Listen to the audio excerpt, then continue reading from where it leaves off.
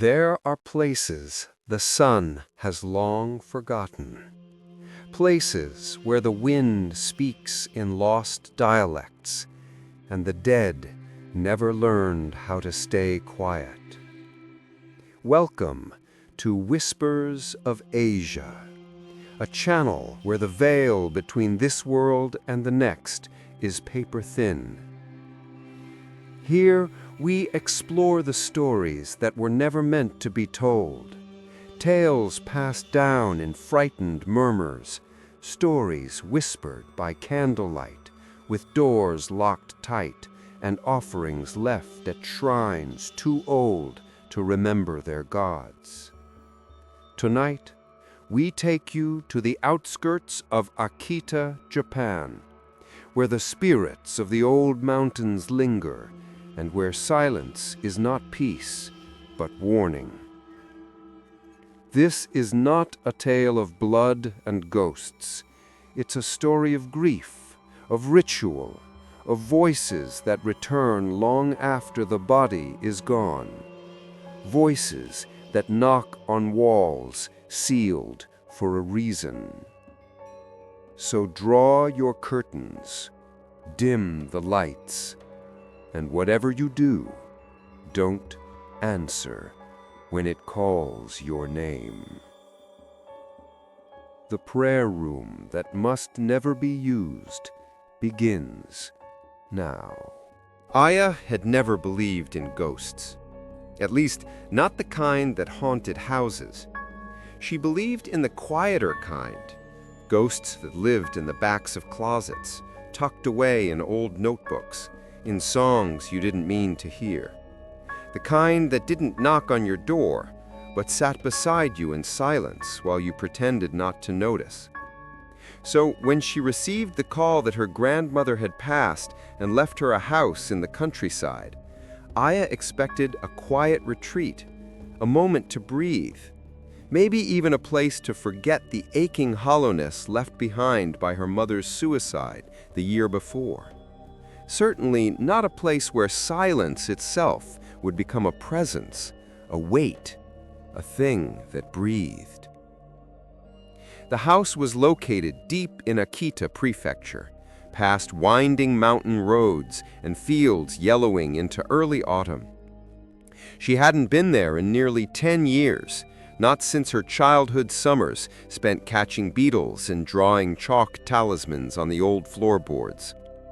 Back then, the house had seemed so big, mysterious, like it was watching her.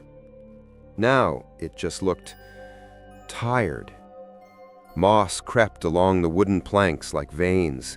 The shutters hung askew.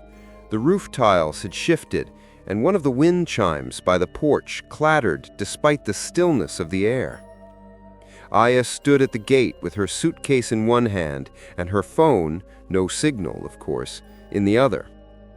A neighbor passed on a rusted bicycle. He didn't wave, just looked at her with quiet eyes, then pedaled on, disappearing into the golden mist rolling in from the hills. Aya let herself into the house with the key left to her in a small red envelope. The paper had been folded so many times it threatened to tear. Her grandmother's handwriting was still precise, if slightly shaky. For Aya, if you ever return. Inside, the air smelled of wood rot and tea leaves. Dust floated in thick shafts of light from the shoji screens. The tatami mats groaned softly beneath her steps.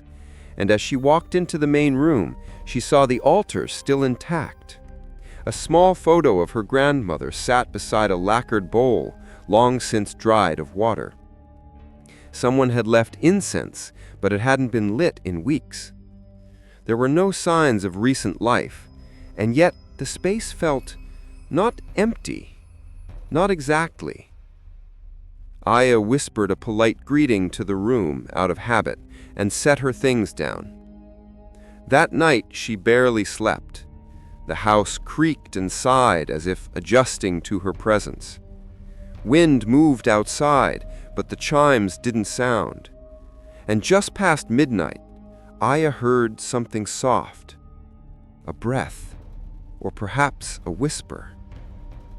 She sat up, heart thudding, but there was no one, just the quiet rustling of leaves against the walls and her own uneasy thoughts. It wasn't until the next morning, during a half-hearted attempt to sweep the hallway, that she found the hidden wall. It was behind the storage room, an old sliding paper door that didn't match the others. The wallpaper was newer, pasted over. The wood around the edges was slightly warped. Aya tilted her head. Strange. She ran her fingers along the seams. Then, slowly, she pushed. The door opened with a long sigh of dust, and behind it was a small tatami room. No windows, no furnishings, only three things. A kneeling cushion, placed precisely in the center. A shallow ceramic bowl filled with grayed salt, though it looked disturbed, as if something had stirred through it recently. And a rotting wooden plaque hung on the far wall, etched with a single black kanji. Fu. Seal. Aya didn't step inside. She stood at the threshold, staring. The air felt heavy, as if the room were holding its breath, and the moment she exhaled, the wind chimes on the porch suddenly rang. Aya jumped, nearly dropping the broom in her hand. Silence returned just as quickly. She closed the panel and backed away. Later that day, Aya visited the village for supplies. The local shopkeeper was an elderly woman with sharp eyes and a tendency to whisper between sentences. "You're back," the woman said, not as a greeting, but as an observation. Aya nodded. "My grandmother passed." Yes, we heard. A good woman. Strange woman, but good. She kept the old ways." Aya smiled politely, unsure what that meant.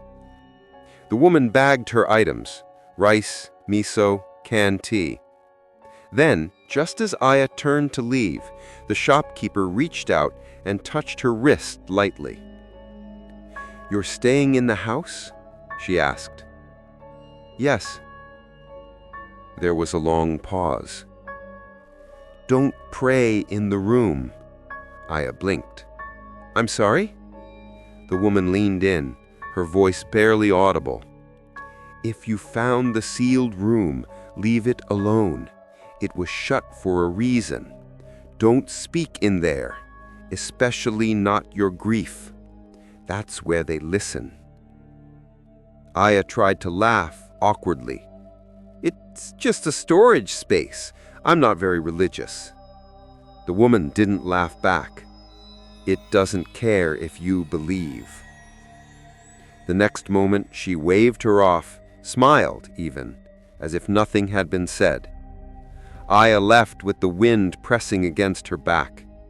Back at the house, the light had shifted. The shadows inside the sealed room had deepened. Aya avoided it that evening. She cooked a simple meal, lit incense at the altar for her grandmother, and tried to distract herself with one of her textbooks. But around midnight, she found herself walking toward the hidden room again.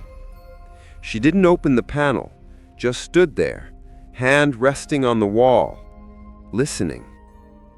There was no wind, no insects, no sounds from outside.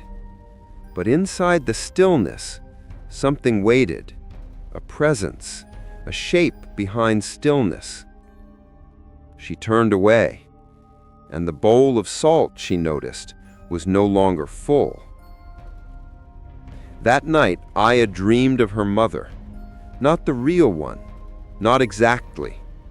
In the dream, her mother was kneeling in the sealed room. Her back was to Aya.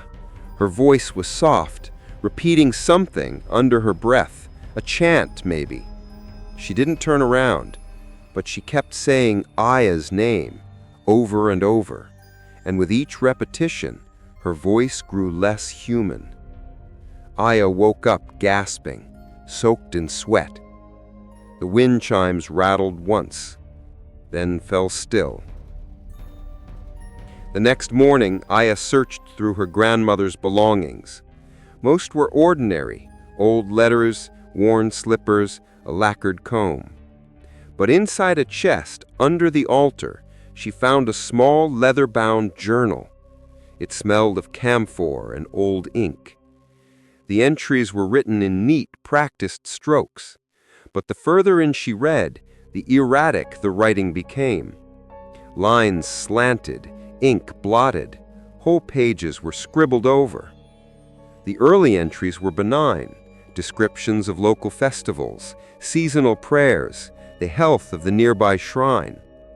But toward the middle, one phrase began to repeat. The voices return when grief is loud. Another page. They do not wait for prayer, they wait for permission. And finally, near the end, the seal holds only if no one speaks. It feeds on memory, on want, on what death leaves behind. Aya closed the journal with shaking hands.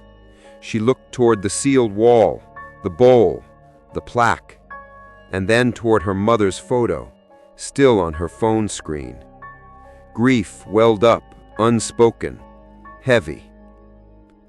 She didn't believe in ghosts, but something in the house was listening, and it knew her name. Aya told herself it was just a room, an old, forgotten part of the house. Every old home had quirks, sealed panels, uneven floors, strange drafts that crept beneath the walls. It wasn't a mystery, it was carpentry. But that didn't explain the salt, or the kanji on the plaque, seal, or the way the cushion looked freshly used, even though no one had lived here for years. She had barely stepped inside, and yet the memory of the room clung to her like smoke. That morning, as a faint drizzle misted the countryside, Aya returned to the sealed room with purpose. She had brought cleaning gloves, a flashlight, and a broom. The plan was simple: sweep, dust, and reclaim the space. The house was hers now. Her grandmother had left it to her. There was no reason to let one strange room dictate how she lived, no reason to be afraid. But as she opened the panel, the air shifted. The smell hit her first. Not quite rot, not mildew either. It was dry, too dry, like something old and left in the dark too long. Beneath that, a metallic note, like rusted iron and burned incense. Aya stepped inside. The room was colder than the rest of the house. The floorboards didn't creak here. They breathed. A soft tension beneath her soles, like the wood remembered things she didn't. She crouched by the bowl. The salt was coarse and gray, clumped in places. Aya reached out, intending to replace it. But the moment her fingers hovered above the surface, a chill skated up her arm. She paused. There, pressed faintly into the salt, was a fingerprint. Not hers. Aya stood quickly. She turned to the plaque. The kanji had darkened, or perhaps her eyes were playing tricks on her. Fu, she whispered. Seal. Who had sealed it, and why? Aya didn't know what she expected to find, some secret, some tucked-away relic. But there was nothing. No drawers, no closet, no offerings. Just the cushion, the bowl, and that plaque. It didn't feel like a prayer room. It felt like a prison, or a gate. She left the room untouched. That afternoon, the wind picked up. The trees outside swayed with a rhythm that didn't match the breeze. Aya stood on the porch, watching the forest edge. The chimes above her head rang once, then fell still again.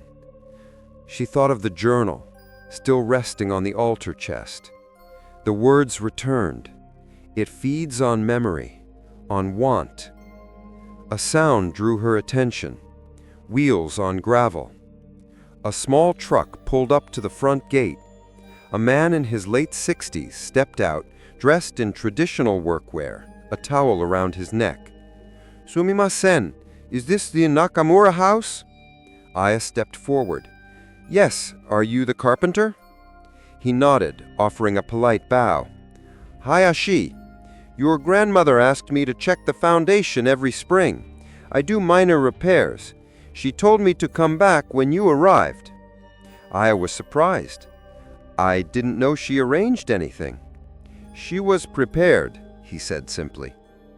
He stepped inside and immediately removed his shoes. "Old houses like this breathe with time. If you don't listen to them, they collapse." Aya led him through the house, mentioning a few creaky doors and warped windows. But as they passed the hallway near the sealed room, Hayashi paused. His eyes settled on the door. "Did you open that?" he asked, voice unusually soft. Aya hesitated. "Yes. Why?" Hayashi took a step back, almost instinctively. "That room wasn't meant to be reopened." Aya frowned. "It was just sealed with paper. What's in there?" He didn't answer. Instead, he placed a hand lightly against the frame. "This isn't from my work. Someone else closed this, long ago, before your grandmother moved in." Aya's stomach tightened. "What is it?" Hayashi looked at her for a long moment, then shook his head. "There are some things that shouldn't be touched, even if you inherit them." He didn't elaborate, and Aya didn't ask. But when he left 2 hours later, he paused at the gate and turned back. "If the salt disappears, don't refill it." Then he walked away. That night the power flickered. Rain tapped softly at the windows. Aya sat at the low table reading through more of her grandmother's diary by candlelight. The ink in the later pages had grown unsteady. One entry stood out. "They come when you pray with your whole heart. When longing outweighs reason, that's the door they use." Another scrawled hastily. "They wore my husband's voice for weeks before I realized he never said my name like that." Aya felt the breath catch in her throat. She had always believed her grandmother to be sharp, resilient, the kind of woman who boiled herbs when doctors failed and hung mirrors in corners to reflect bad spirits. But these entries sounded broken, lonely, desperate. Aya stared at the candle, watching the flame shift in the breeze. She couldn't remember her mother's voice clearly anymore. Only the tone of it, the way it softened when Aya had fevers as a child, the hush of lullabies in late summer nights. But she couldn't remember the words, and that forgetting, it ached, as if a piece of her had been carved away. Just past midnight, Aya dreamed again. This time, she was the one kneeling. She sat on the cushion in the sealed room, though she hadn't entered it since the morning. The walls around her pulsed like lungs. The bowl of salt was empty. The plaque above her dripped ink down the paper wall. A voice whispered behind her ear. Familiar, sweet, her mother's voice. "You found it, didn't you? You opened it. That's good, Aya. That's so good." She turned to look, but the room stretched impossibly long. Her mother was nowhere. Only the whisper remained. "It's safe now. You can speak to me. Just say the words. Bring me back." Aya opened her mouth, and something cold touched her back. She woke up choking on a gasp. The room was dark, the air still. Her phone buzzed once, a low battery warning, and then she noticed something on her hands. Salt, clinging to her fingertips. She hadn't touched the bowl. She swore she hadn't. The next morning, the salt bowl was empty. The cushion had shifted slightly. The plaque looked newer, as if the wood had drawn in moisture overnight and grown darker. Aya sat in the doorway, not stepping inside. She tried to rationalize it. Old houses shifted. Rodents, maybe. Wind. But the cushion was warm. Not just used, recently used.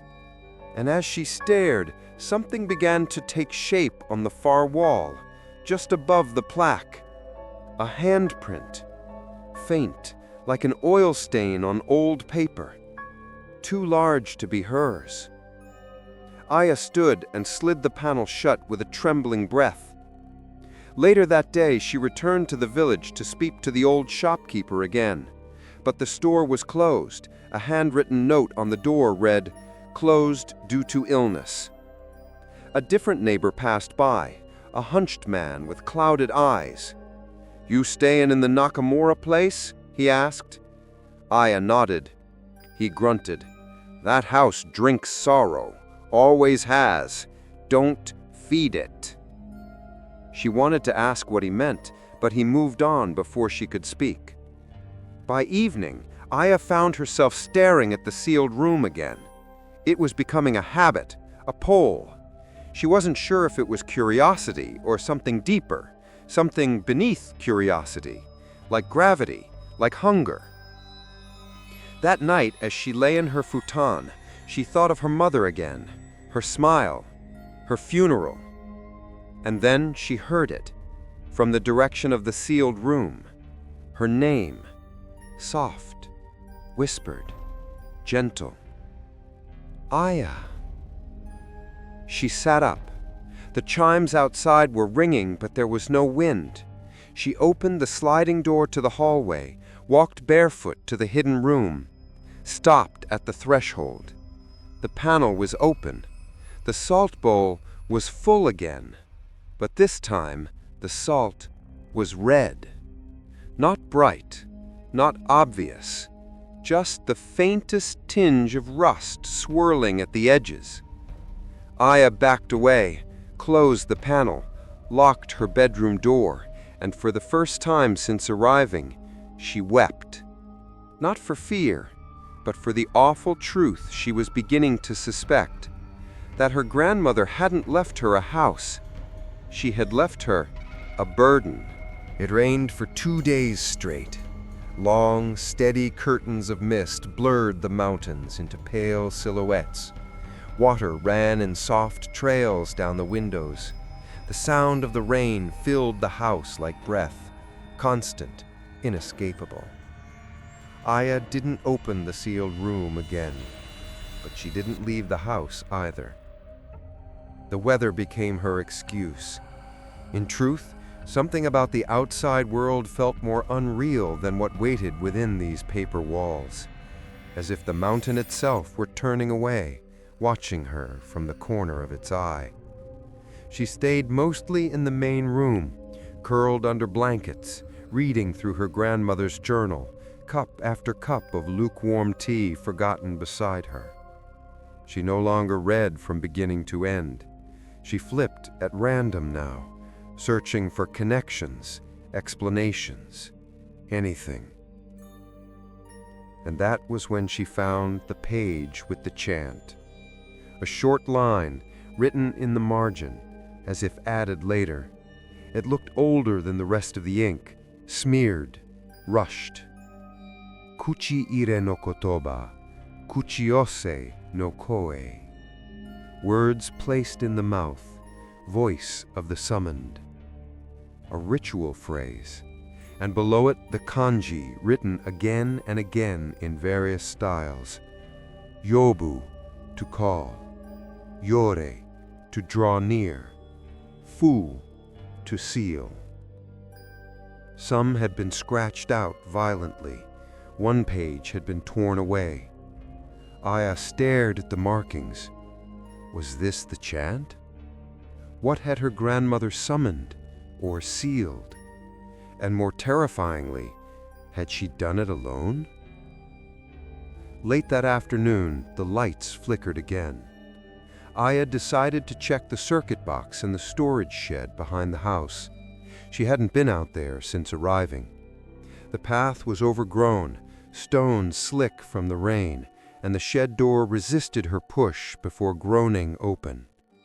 Inside, it smelled of wet earth and old tools. She found the breaker easily, no issues. But as she turned to leave, something caught her eye. A small trunk tucked beneath a rusted workbench. It wasn't locked.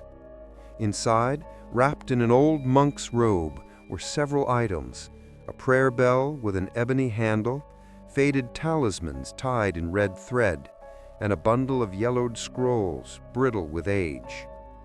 Aya set them out carefully. One scroll contained hand-drawn diagrams, circles filled with kanji, intricate knot patterns, and a set of instructions written in a formal, near-extinct style of classical Japanese. She could only decipher fragments. Must be conducted under silence. Mountain gate must remain closed. Once spoken, the boundary cannot be repaired. Another scroll contained a name she didn't recognize. Shugendō, Path of Training and Testing. A syncretic mountain religion, obscure, nearly erased during the Meiji Restoration. Aya's mind swirled. Was her grandmother a Yamabushi? No, impossible. But then again, who else would know these rites? And what had she been trying to bind? That night, Aya lit incense. She didn't pray, not formally. She simply placed the incense at the altar, let the smoke curl into the air, and sat quietly, hoping for something, anything, to make sense. The house remained still. She told herself she wouldn't go near the sealed room again. She told herself many things, but her feet had other ideas. Just before midnight, she found herself in the hallway again. The panel was still closed. Good. She didn't want it open. She didn't want, but the cushion had moved. Slightly. Shifted maybe half an inch to the left. Not fallen, not kicked. Moved. As if someone had adjusted their posture mid-prayer. Her chest tightened. She took a step closer, then froze. Because on the floorboards just outside the room were footprints. Bare, wet, as if someone had walked in from the rain. And they led not into the room, but out. She didn't sleep. She sat at the table with all the scrolls laid out before her, comparing the diagrams to the plaque in the sealed room. The same kanji appeared in the center of a circular pattern meant to contain spirit echoes. The scroll described them in ancient terms as kage-koi, shadow voices, entities not of the dead, but of what remains when grief calls too loudly. Not ghosts, not demons, something else. They didn't possess, they mirrored. Aya ran her fingers along the edge of the scroll. She couldn't read it all, but she understood enough. These creatures fed on memory, on want. And the prayer room wasn't meant for summoning. It was meant for trapping. The next day, Aya returned to the village. The shop was open again, but the woman inside looked pale, gaunt. Aya bought tea she didn't need, then asked quietly, "Did my grandmother ever talk about rituals?" The woman didn't respond. So Aya tried again. "I found some scrolls, sealing talismans. Do you know anything about?" She was the last. The woman's voice cut through the air like brittle ice. Aya blinked. Last what? The last of them. The mountain ones. They weren't priests. They weren't monks. Just watchers. Keepers. They held the things that wandered too close. She turned away. She should have burned that house. Aya swallowed. Why didn't she? The woman looked at her then, eyes hollow, voice small, because it needs a voice to stay quiet. On her way back, Aya passed the local shrine. It was small, barely more than a stone arch and a fox statue weathered by time. But something had changed. The offering plate was overturned, the rice scattered, and beneath the fox statue, smeared across its paws, was something dark. Aya stepped closer. Blood. Not much, just enough to stain. A bird's carcass lay in the grass beside the path, torn, twisted. She backed away. In the distance, wind chimes echoed faintly, but not from her house, from the trees. That evening, she sat by the sealed room again, not inside, just close enough to listen. For a long time there was nothing. Then, softly, her mother's voice. "Aya, why are you afraid?" Aya clenched her hands. "It's me. You don't have to be alone anymore. I heard you crying. You miss me, don't you?" Aya said nothing.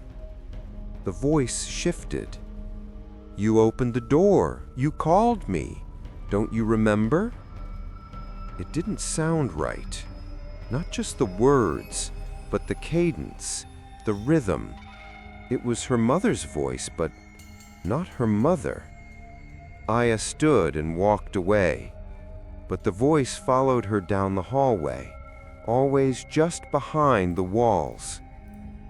Later, she found a new entry in the journal, one she didn't remember seeing. The handwriting wasn't quite the same, sharper, more frantic. "I thought I could manage it, thought the salt would hold, but it listens through walls. It found my name, then it found his. Now it wears his voice like skin. I burned the mirror, it still whispers through the frame." Below it, scratched in bold strokes, "Do not speak in that room. Do not grieve aloud." That night, Aya sat by her phone and hit record. She placed it facing the sealed room, left the candle lit, then walked away and locked her bedroom. But sleep didn't come. Her thoughts spiraled. Had she already spoken? Had the dream counted? Was it enough? Hours passed. The candle burned down. Then, midnight. Silence. And then, the voice. Not her mother. Not this time. Someone else. A man. "Aya, come here. I miss you." She sat bolt upright. "It's cold. Won't you sit with me, please?" The voice cracked, changed, laughed. "You loved me once. Just open the door."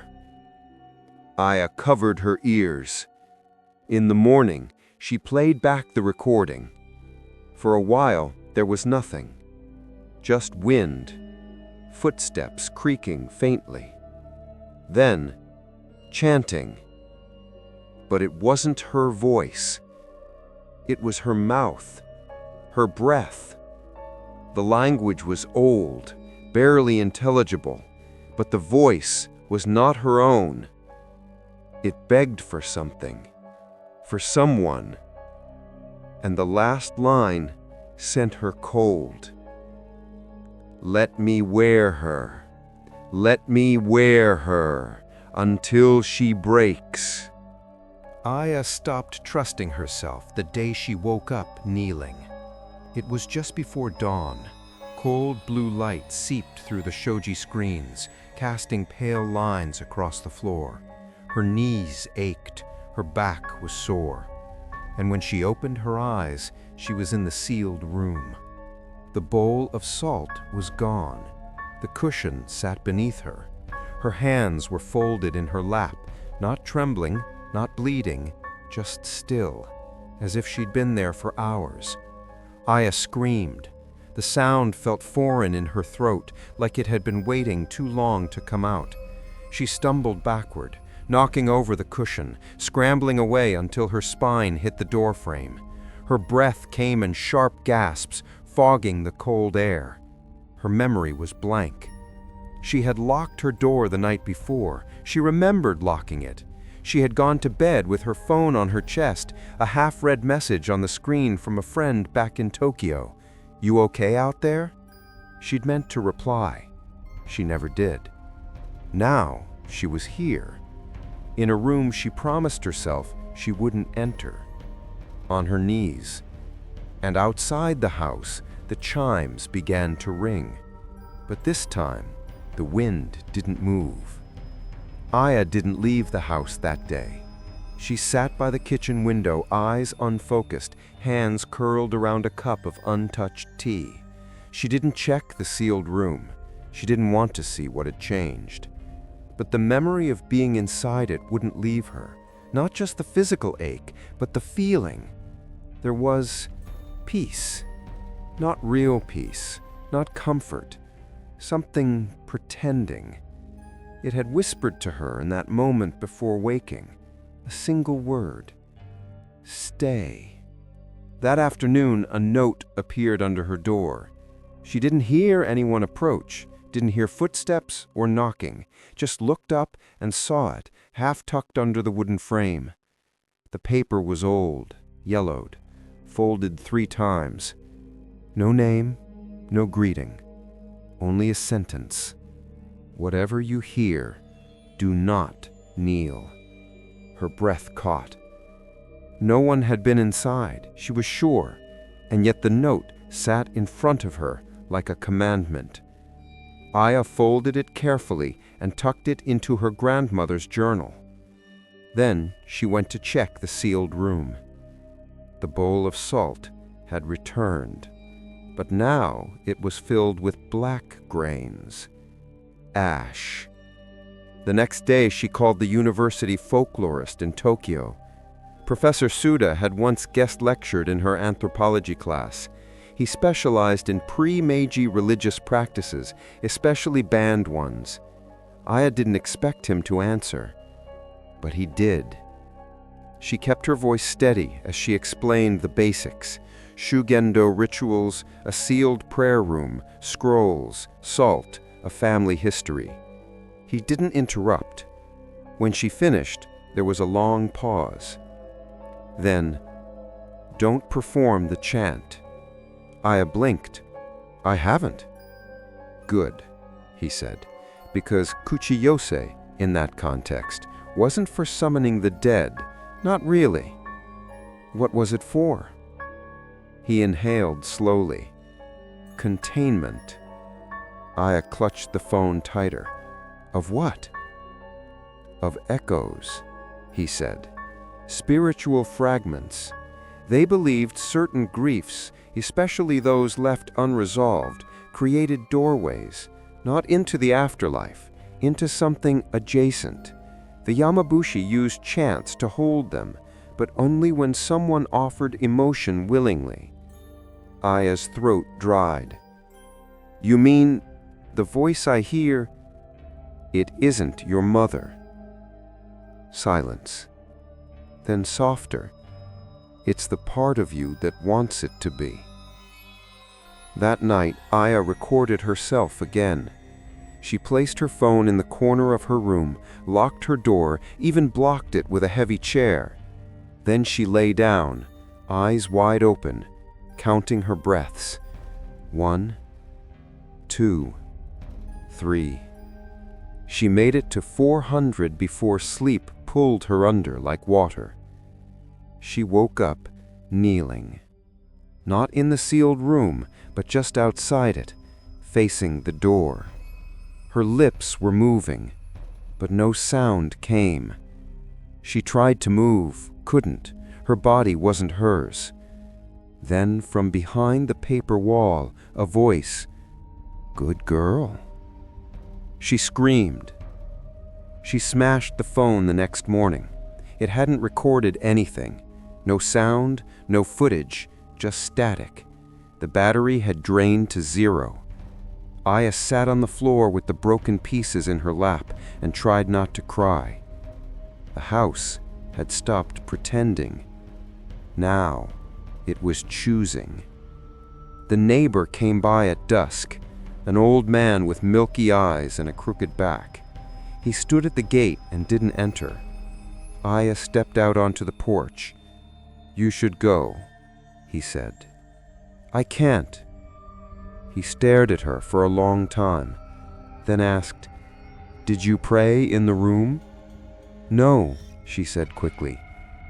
"Did you want to?" She didn't answer. He looked down. "That's enough." Aya searched the scrolls again that night. One page had a diagram she hadn't noticed before, a ritual of science. No chant, no words, a kneeling posture, a bowl, a talisman. But instead of summoning, it was meant to starve. It required silence, absolute silence. The note returned to her mind. "Whatever you hear, do not kneel." She understood now. Kneeling gave it permission. Listening gave it power. Wanting gave it shape. The next day, Aya visited the shrine again. The blood was gone, but the fox statue had cracked, split clean down the middle as if struck by lightning. Inside the crack, something glistened. She leaned in. A small clump of salt, blackened, like what was in her bowl. She backed away slowly. The fox's eyes watched her. She was sure of it. That night the house sang. Not a song, a voice, a harmony of grief. Her mother, her ex, her childhood friend who drowned when they were 9, all calling her, whispering, begging. "Open the door. Kneel. Say my name." She pressed her hands to her ears and screamed. The next morning, Aya found a second plaque inside the sealed room. It hadn't been there before. The kanji was unfamiliar, not seal, not call, something older. She sent a picture to Professor Suda. He responded 5 minutes later. "That's not a word. It's a sigil, a binding mark, used to fool the echo. It reflects grief back on itself." Then another message. "Be careful. If it knows you see it, it will change." Aya turned back to the room. The plaque was blank. That night, Aya sat in silence, did not record, did not pray, did not think. The voice came again. It begged, it wept, it laughed. But Aya stayed still, and eventually it stopped. But before saying one final thing, "If you don't want your grief, Aya, give it to me." Aya stopped answering phone calls. Most of them were from friends in Tokyo who still hadn't heard back. The rest were from her ex, Kenta. She stared at his name flashing across the cracked screen, watched it disappear into silence, then locked the phone again. She wasn't ready to explain why her voice had changed on the last message she'd sent. Because it had changed. She'd heard it herself, played it back 3 times before deleting it. It was her number, her voice, but not her words, and not her cadence. She had never whispered Kenta's name like that. The nights were the worst now. She'd grown used to the creaks of the house, the soft hiss of wind through the cracked eaves, the faint rustle of insects behind the shoji screens. But now there were new sounds, breaths that didn't belong to her, shuffling footsteps, and a soft, rhythmic tapping behind the paper walls, like fingernails dragging slowly, waiting. She counted the spaces between each knock. They always stopped at 7. 7. Then a pause, then her name. Sometimes her mother's voice, sometimes Kenta's, sometimes neither. One night she heard her own voice, whispering back. And when she woke, the cushion had been placed outside her bedroom door, still warm. The scrolls were losing their clarity. One morning she unrolled the longest one and found several of the characters smeared, as if water had bled the ink from within the parchment. The patterns were still visible, but the chants had melted into obscurity. She tried to redraw one of the sigils by hand, but each time she traced the final line, the charcoal snapped. On the third attempt, she gave up and burned the copy. The smoke curled toward the ceiling, then drifted sideways, into the direction of the sealed room. Aya didn't follow it. Not yet. 2 days later, she heard her mother's voice again. Only this time it wasn't behind a wall. It was sitting across from her. She dozed off on the floor, her back against the low table, the old journal open across her lap. The rain had returned, pattering against the glass in long, soft streaks. When she opened her eyes, the light had shifted, and her mother was there, kneeling across the table, smiling, exactly as she had looked before the end, hair neatly pulled back, blue cardigan, eyes filled with worry. "Aya, you look so tired." Aya didn't move. Her hands went numb. Her voice caught in her throat. The woman reached across the table and placed one hand gently over hers. "It's okay now," she said. "You don't have to carry all of it alone." Aya tried to speak, but her jaw refused to unlock. She felt warmth under her palm. Real skin, real pressure. The illusion was perfect, until her mother tilted her head just a little too far, until her neck creaked like wood, until her smile didn't change while her eyes went still. Then came the voice, split, layered, crawling. "You remember the lullaby, don't you? Sing it for me. Let me wear it again." Aya screamed. When she opened her eyes, the room was empty, and her hand was wet with salt water. She began to forget what day it was. The sun barely pierced through the mist anymore. Time in the house felt elastic, long stretches of silence punctuated by moments of terrifying clarity. One of those moments came when she noticed the old family photographs.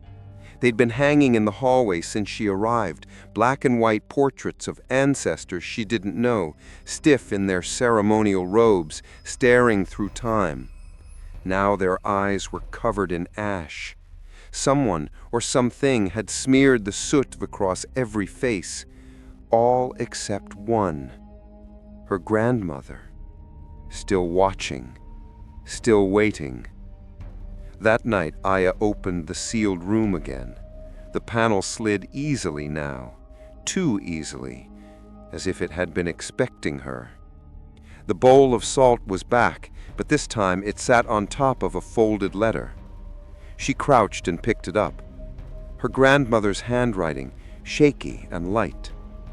"Aya, if you hear them clearly now, it means the seal is thinning. I broke it once, long ago, out of grief, out of pride, and they never left. They wear our voices, they wear our memories, and if you answer, they'll wear you too. They came to me as your grandfather, then your mother, then others. They offered peace, but fed on sorrow. I tried to seal them again, but the seal requires silence. It requires denial. I failed. I gave in, and now it wants you." At the bottom of the letter was a single line, scrawled, panicked, rushed. "If you speak to it, it remembers how to enter." Aya sat in the sealed room for the first time in days. She didn't kneel. She stood barefoot on the edge of the mat, the bowl of salt in one hand, the letter in the other. The plaque still hung on the far wall. It had changed again. No longer the kanji for seal. It now read, A. Love. Aya dropped the bowl. Salt scattered like sand across the floor, and in that moment of stillness, a voice whispered behind her, "You never said goodbye." She turned. There was nothing, but her mother's scent filled the air, lavender and the faint trace of matcha soap. She dreamed again that night, but this time she wasn't the one kneeling. She stood behind someone else, a child, maybe 10, maybe 12, kneeling in the sealed room, chanting softly. Aya couldn't see the child's face, but she recognized the rhythm. The same chant from the scroll, the same movements, the same stillness. Only now the room was full. Shadows clung to the corners like mold. Figures watched from behind the walls, and the bowl of salt was bubbling. Aya tried to scream, tried to run, but the child turned, and it was her. Younger, pale, empty. Mouth wide open, whispering her name. Aya, Aya, let me back in. She woke with blood on her tongue, and the bowl of salt resting beside her pillow. She no longer needed to open the sealed room. Now it opened for her. Every morning the panel was ajar, the cushion in a different position. Sometimes it faced the wall, sometimes it faced the door. Once it faced her bedroom. She set up another recording device, this time a cheap voice-activated recorder, battery-powered, no Wi-Fi. She placed it on the cushion, pressed record, and walked away. That night she didn't dream, but the next morning, when she played it back, the device crackled and hissed. And then, her mother's voice, weeping, begging, "Please, Aya, let me hold you. Let me hold you one last time." Then laughter, low, wrong, followed by a whisper. "I don't need your voice anymore. I've found another. She's still grieving too." Aya stared at the device, and in that moment she understood. It wasn't just wearing the dead. It was wearing the living, learning them, preparing. The word came to her like a whisper inside her skull. Kuchiyose, the act of summoning, but not just summoning the dead, calling forth something that answers grief with imitation. Aya sat in the center of the living room, the old scrolls spread out before her, surrounded by salt lines, the recorder still hissing in the corner. She had finally translated the forgotten chant, or at least most of it. From her grandmother's journal, from the stained parchment hidden in the shed, from the fragmented syllables whispered in her sleep, it had all begun to fit together like jagged pieces of a broken mask. This wasn't a ritual to bring back the dead. It was a ritual to trick death, a ritual that asked no gods, no spirits, only your heartache. The deeper the grief, the louder the echo it created.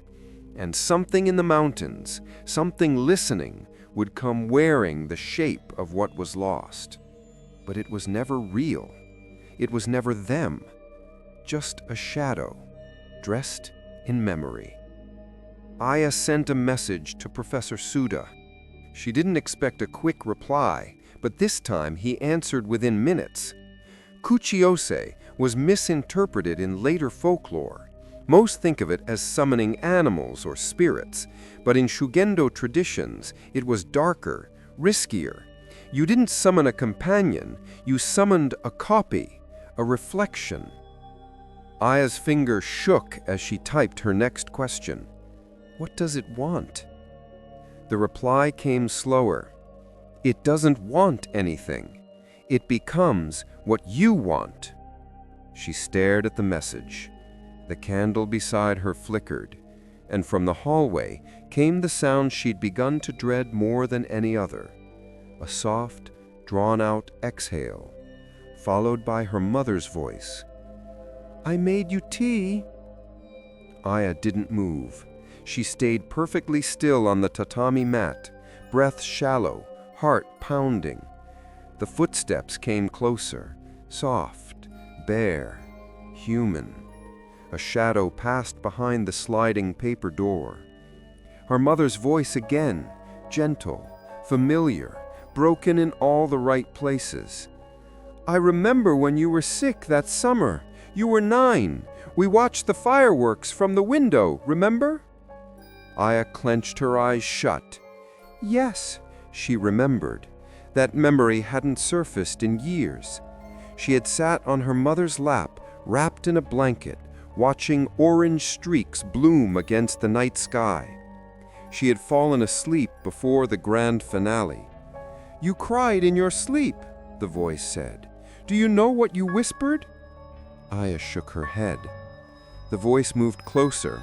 "You said, 'Please don't go.'" Something inside her cracked. The next day, Aya packed her things. She couldn't stay.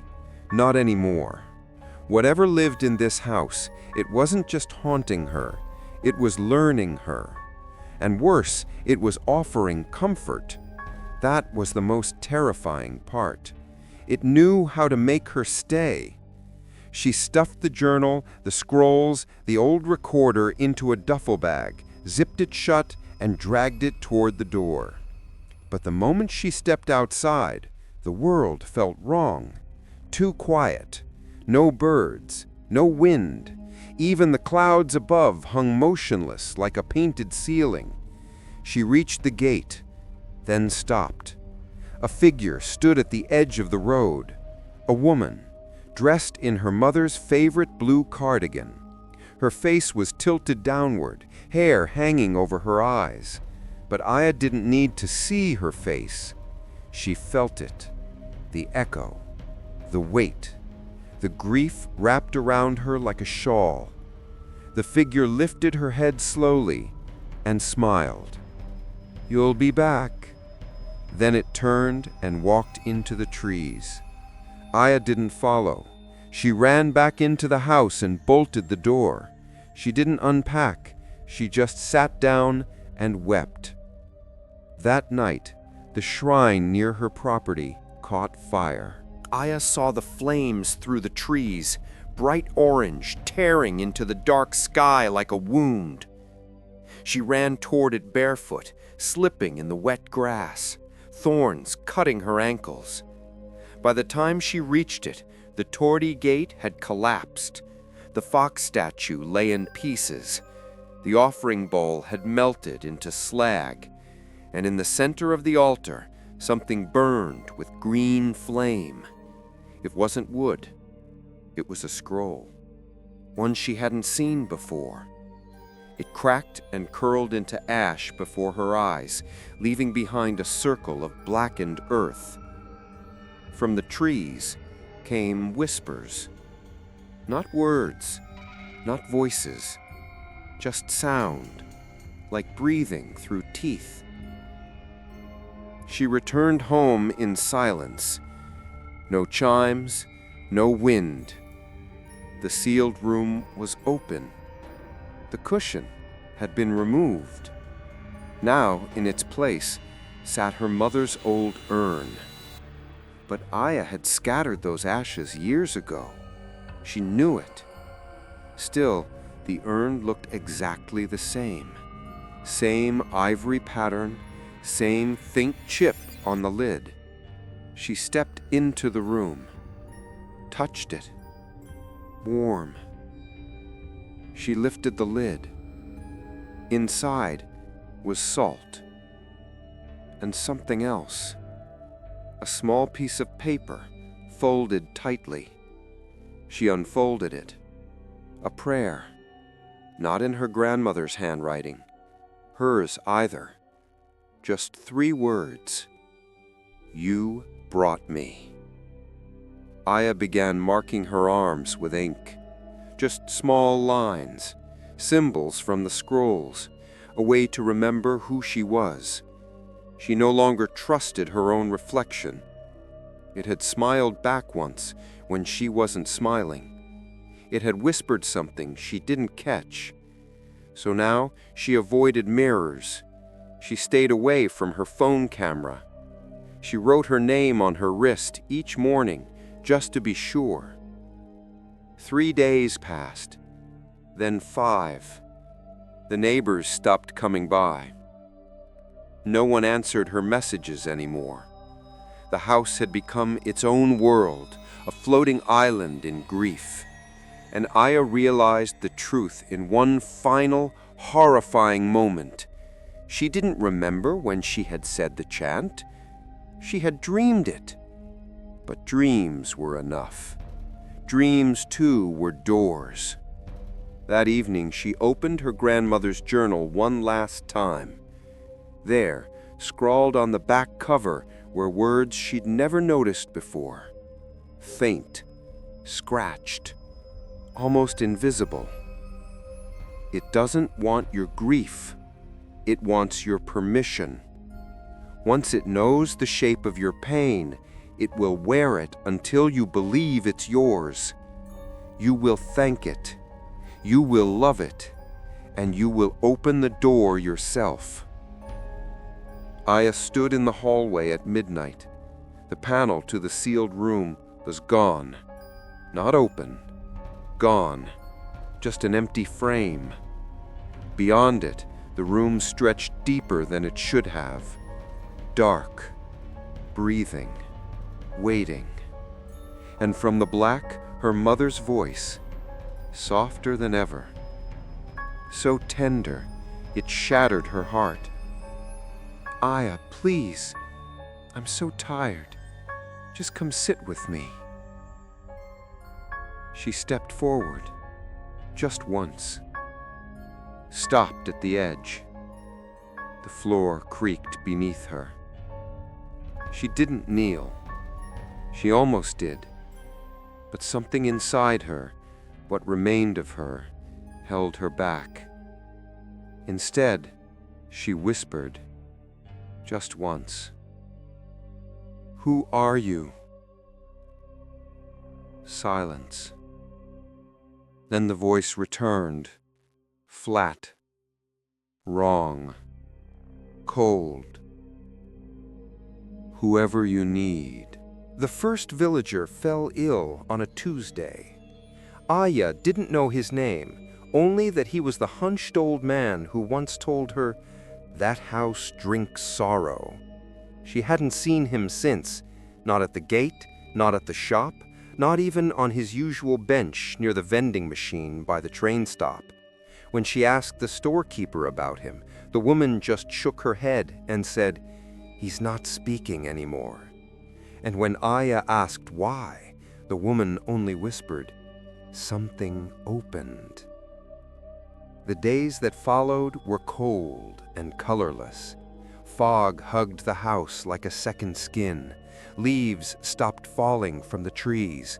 The crows no longer circled. Aya woke each morning with the same question pressing against her ribs. What did I let in? She could no longer pretend she was just witnessing something. She was part of it now. She had fed it, and now it was growing. The shrine, once overgrown but serene, had turned violent. Aya found it on the fourth morning. Blood, real blood, painted across the stone gate in wide, erratic smears. Claw marks gouged the base of the fox statues, and placed neatly on the altar, 3 dead birds, their wings folded, their beaks stitched shut with red thread. She didn't scream. She just stood there, letting the silence thicken around her until a soft wind rose and carried the scent of decay straight through her bones. Behind her, the trees whispered, not words, not voices, just pressure, watching, waiting.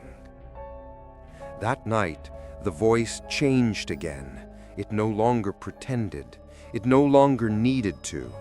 It spoke from behind her when she walked, from beneath the floorboards as she sat, from inside her breath as she tried to sleep.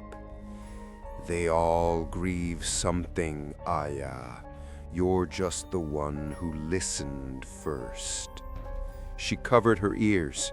It laughed. The next day, the salt turned black again.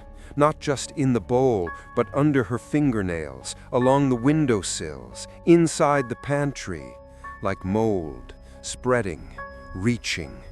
She tried to clean it. Every time she did, more would appear. Each smear resembled something almost human, a handprint, a smudge in the shape of a face, a pair of lips pressed gently against the edge of the bathroom mirror. It was no longer hiding. It had taken root. Aya returned to the scrolls, but the ink was fading, literally fading, like it had never been written. Only one piece remained readable, the original diagram from the first scroll, a circle of salt, a kneeling body, silence, and one phrase written in trembling characters. To deny the echo, you must starve it. Do not kneel, do not speak, do not want.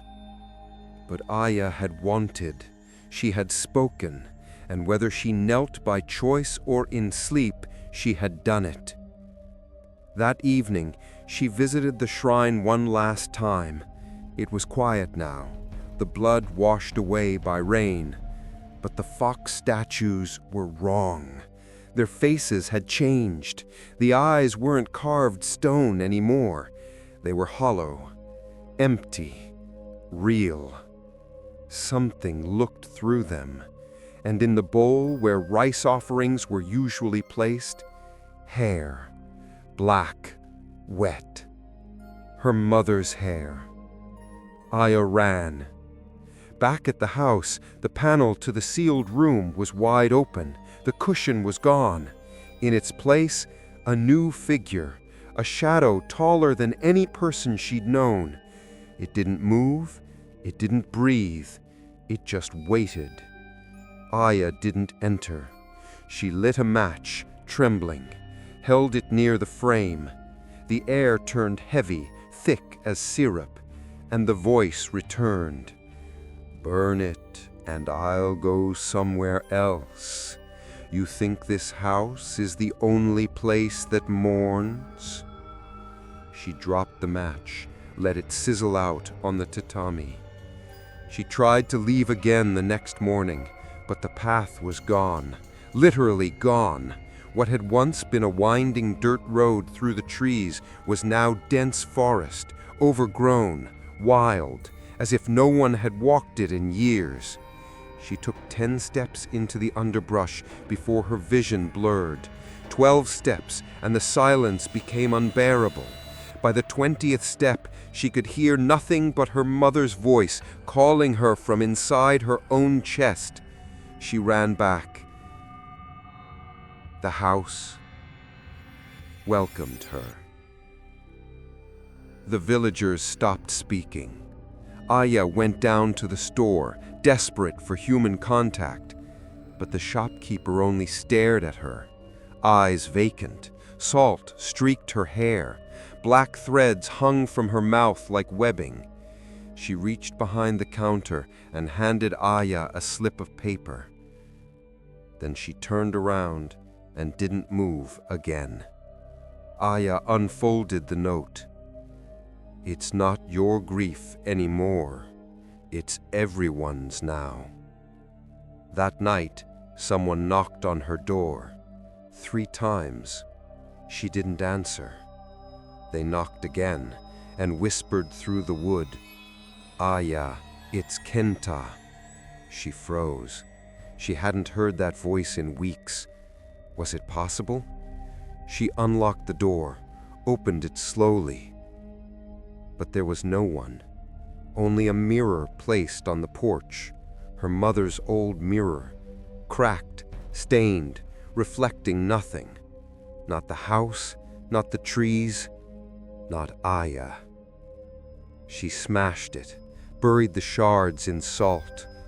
But when she returned to the living room, the mirror was on the table, whole again. Her reflection stood inside it, but she didn't blink. Aya no longer ate, no longer slept. The house fed her visions, dreams of kneeling, dreams of 100 hands reaching from beneath the floorboards, pressing her down, whispering her name in different voices. Her grandmother, her mother, Kenta, the shopkeeper, even herself, all whispering, "Say it again, say the chant, bring us home." She screamed until her throat bled, but the silence always came back. On the 7th night, the shrine bled again. This time, not animal blood. It soaked the entire altar, written across the torii gate in wide strokes. She opened the door.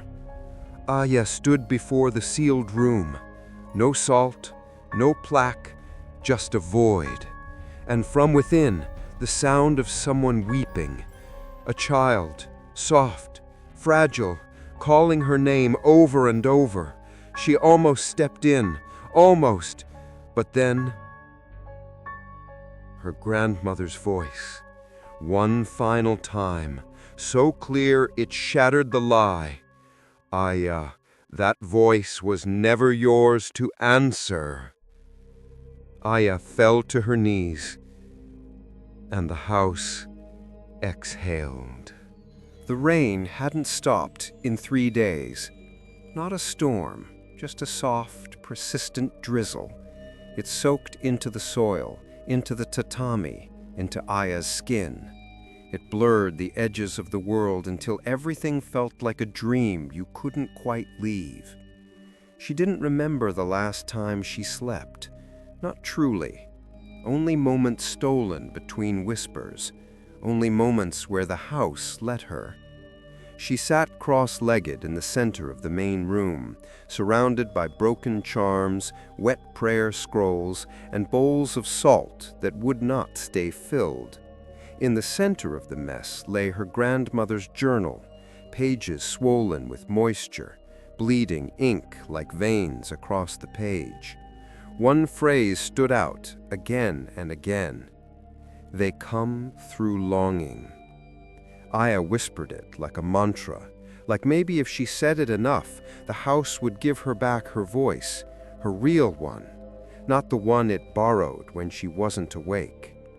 That evening, while cleaning out the deepest part of the altar room, she found a hidden panel beneath the floor.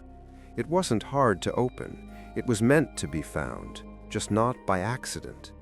Inside was a wooden box wrapped in a red and black cloth patterned with mountain sigils.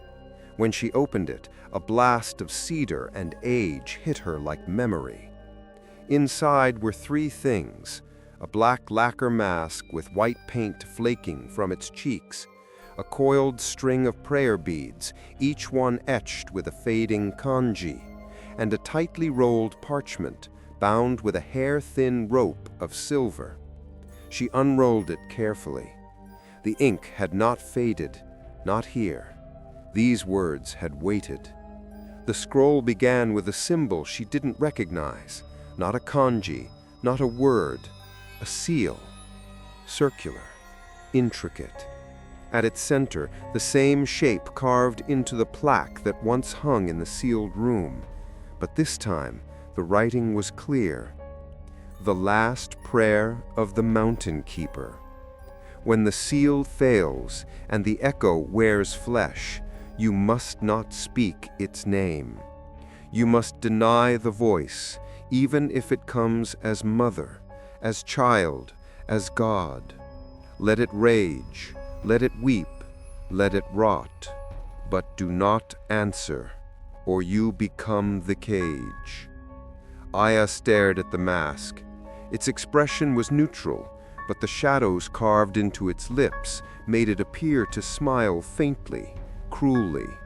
This had been worn before, and not long ago. She picked it up. Inside the mouth, carved with a knife, were 4 small kanji. Only in silence, peace. That night, she heard the voice again. This time it came as her grandmother. Gentle, stern, familiar. "You found it," the voice said. "You shouldn't have." Aya sat still in the darkness, the mask on the floor beside her, the scroll in her lap. "You don't know what that was made for. You don't know what I had to give." Aya whispered, "Then tell me." Silence. Then, colder. "It doesn't matter anymore. You opened the door. You already gave enough." The voice shifted, deepened. "You're part of it now." The next day, Aya left the house and walked toward the edge of the forest. She followed no path. She walked where the trees felt thickest, where the air pressed close. The scroll had mentioned a ritual site where the water runs uphill, where the trees grow without sound. She didn't know if such a place existed, but the land did. It led her. After 2 hours of climbing, she reached a clearing. A circle of stones sat buried beneath moss and thyme. At its center, a torii gate so old it leaned like a drunk, cracked down the middle. And before the gate, bones. Not human, animal, arranged in spirals. And beneath them, smeared in dried black earth, the same seal from the scroll. Aya dropped to her knees, her head filled with static. The trees swayed, yet there was no wind. And from beneath the earth she heard it again, the chant, low, wrong, repeating, waiting. She placed the mask over her face. Instant silence. Not even her breath echoed. The mask sealed everything. She stayed there for hours, unmoving, listening to the nothing. And in that void, something moved beneath her skin. Not physically, spiritually, like the house was still inside her, like the echo was now hers. She removed the mask, spoke a single word, "Enough." The trees shuddered, and something laughed beneath the earth. That night she returned home with the mask still in her hand. The house had changed, not physically, but its intent.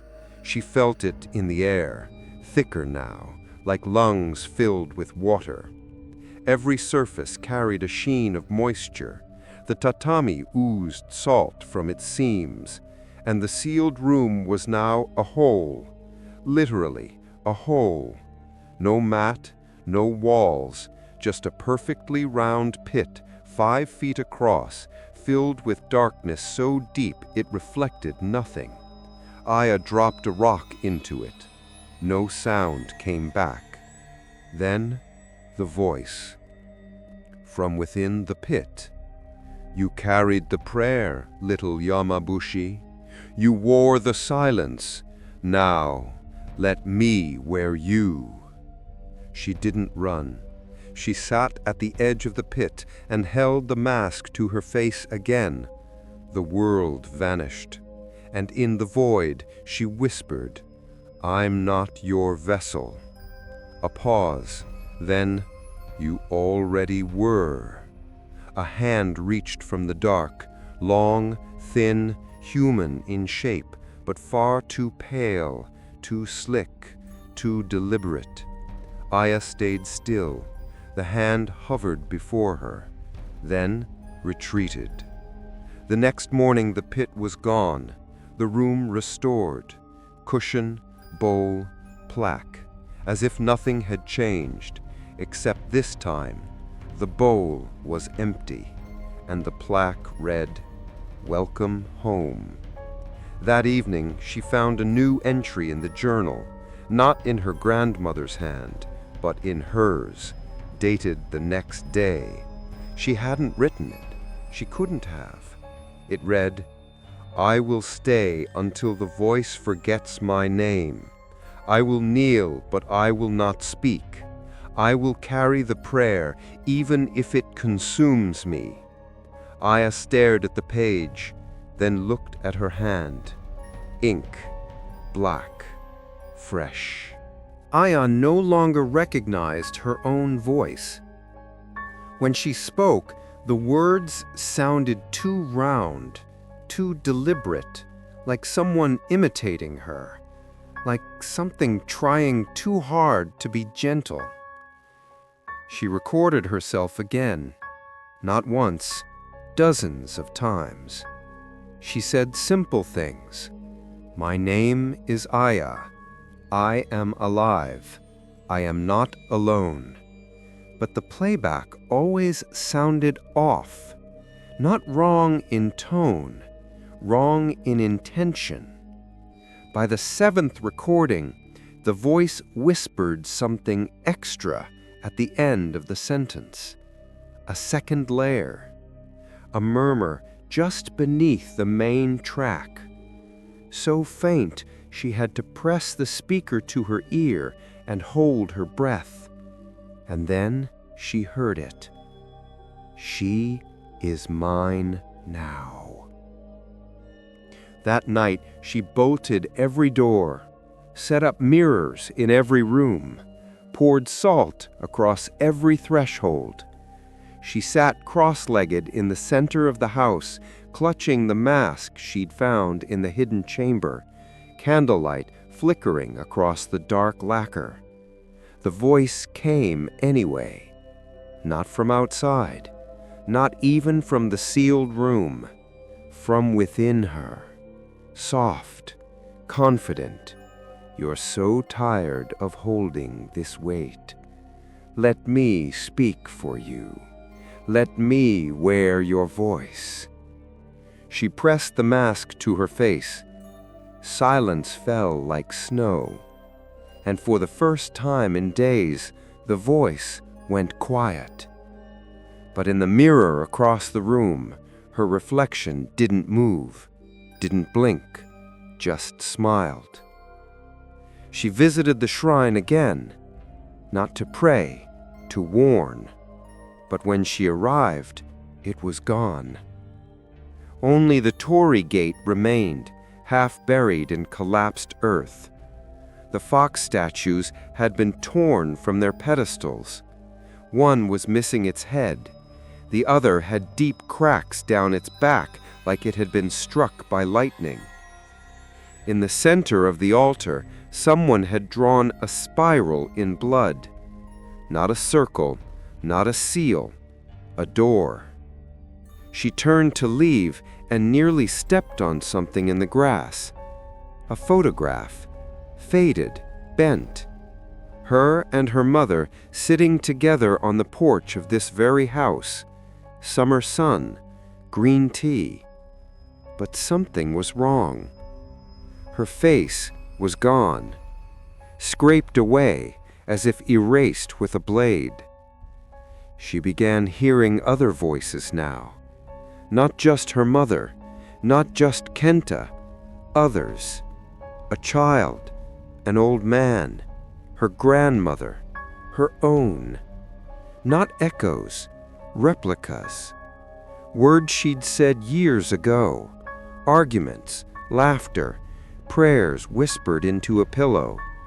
All repeated back to her with perfect rhythm, but hollow tone. I'm sorry. It's my fault. I wish I had said goodbye.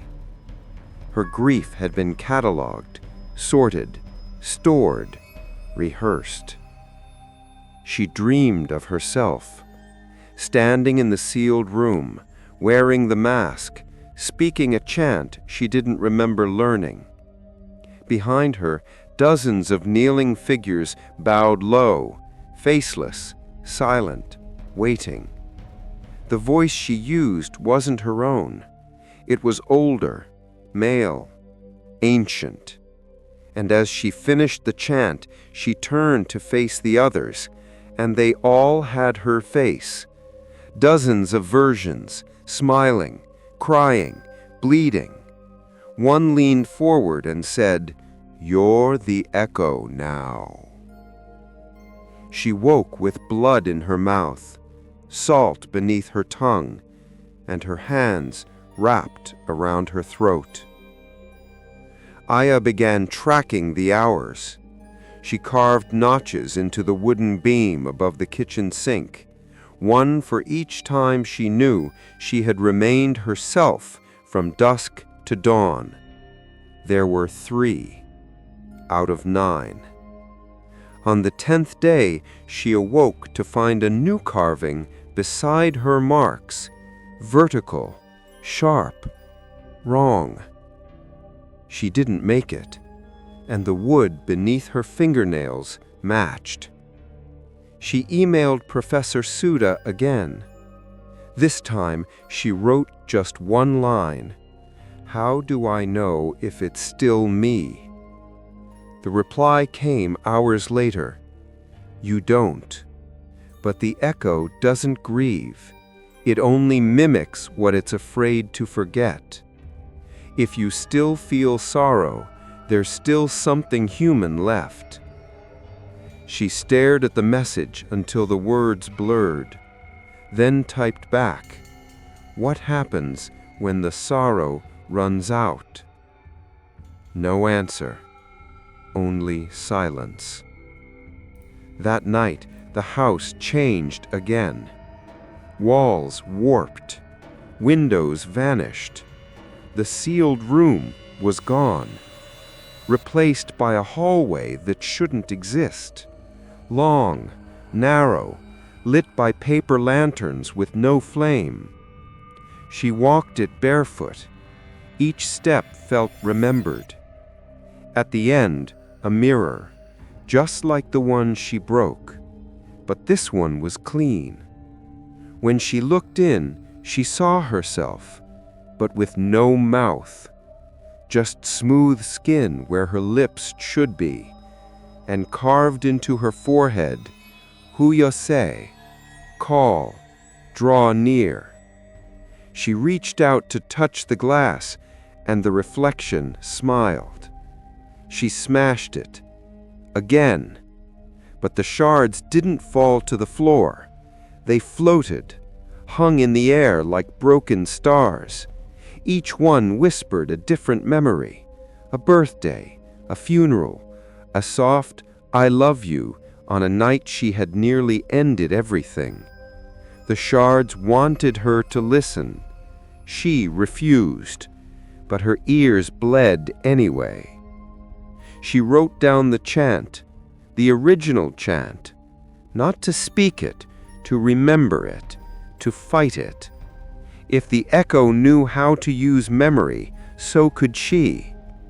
Each word she etched on the floorboards beside her bed, then traced them again each night, like carving a tether into the earth, like digging a grave for what wasn't hers.